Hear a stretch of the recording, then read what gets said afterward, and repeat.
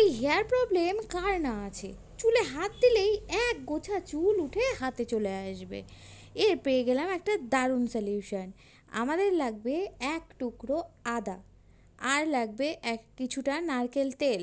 আমি প্যারাশুটেরটা নিয়েছি, তোমরা যে কোনো নারকেল তেল নিতে পারো।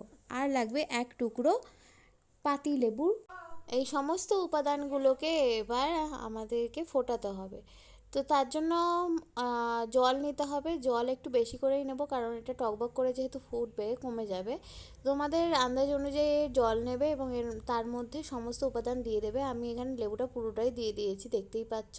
তারপর এটাকে একটা পরিষ্কার বাটিতে সেঁকে নেবে, এবং সেঁকে নেওয়ার পরই রেডি আমাদের এই ম্যাজিক্যাল হেয়ার অয়েলটা। এটাকে এবার তোমরা তোমাদের স্ক্যাল্পে ভালোভাবে এরকম সিথে কেটে কেটে মেখে নেবে। সমস্ত মাথায় এরকমভাবে মেখে নেওয়ার পর যেটুকু হেয়ার অয়েল বাকি থাকবে সেটা তোমাদের চুলে ভালোভাবে সমস্ত চুলটাকেই কভার করে নিতে পারবে। তারপর 15 মিনিটের জন্য এটাকে আমাদের ছেড়ে দিতে হবে। 15 মিনিট পর শ্যাম্পু দিয়ে ভালো করে হেয়ার ওয়াশ করে নেবে, এবং করার পরে দেখবে তোমাদের চুলে আলাদা একটা শাইন আসবে। আর চুল ওটা প্রথমবার অ্যাপ্লাই করাতেই দেখবে অনেকটা কমে গেছে। তো এই রকম ছোট ছোট টিপস দেখতে হলে আমার চ্যানেলকে অবশ্যই তোমরা সাবস্ক্রাইব করো।